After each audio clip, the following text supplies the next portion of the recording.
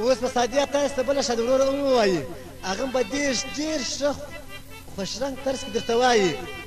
چې دا سږ کال ډېره خوشحاله ده او خدای دې هم نورې خوشحالۍ هم په نصیب کړي سره د دوستانو او سره د یارانو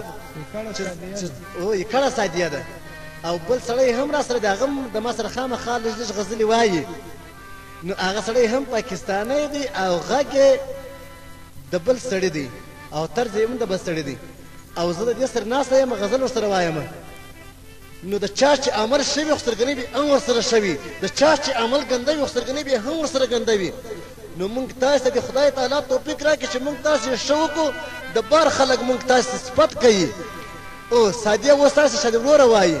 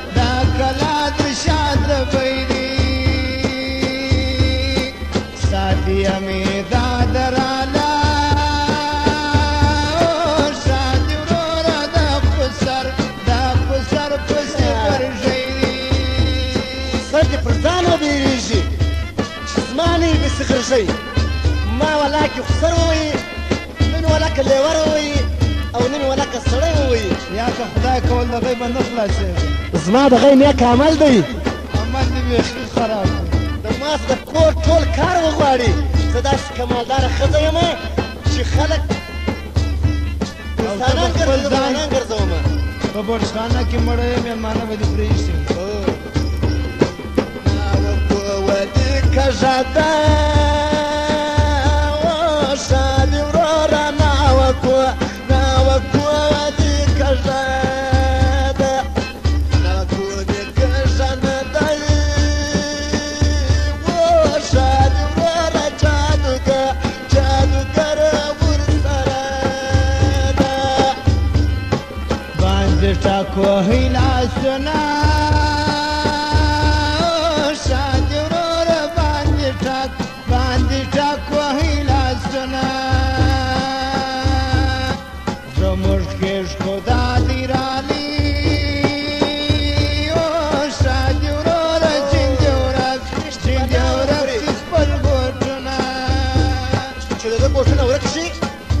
خپل ګوښونه ورته ورکړمه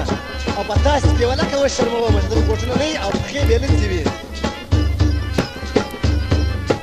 دا خو ستاسې رواج دی چې تاسې خیشان ته خامخا یو څه وایاست هغه څه خپل ځان ته ووایاست دې مه وایاست واو خیشه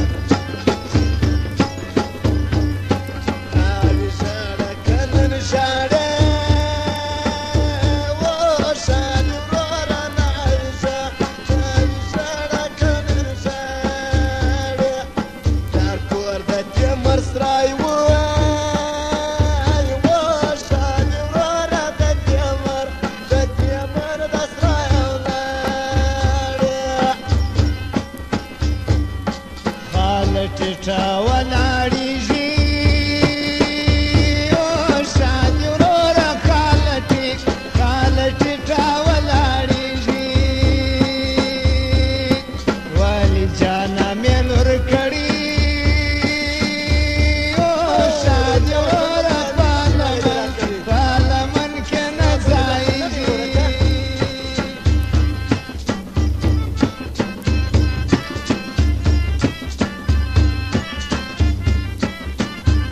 خدای دې ما ته بخت راکړي زه امیر نه غواړم زما د خسر کور ام امیر دی او ام بخمل دی ام کمخا ده ام اطلس دی او که دې عمل دغسې و بیا به تا ته شی هم نشي او زما به داسې عمل وي چې د کلي ټول سپي به لا خوشحاله وي زرغونه سینه وکړي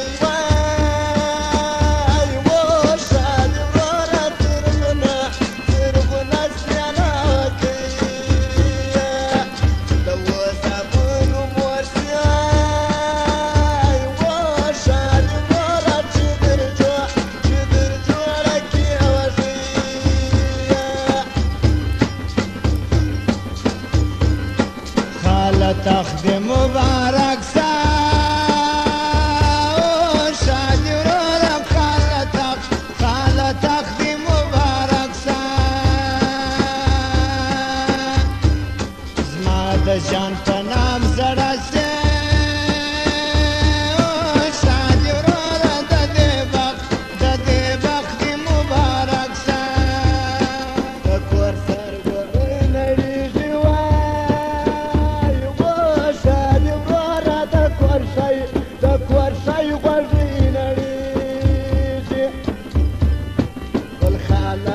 جنس برکای و شادی ورورا شدیوانه پپویشی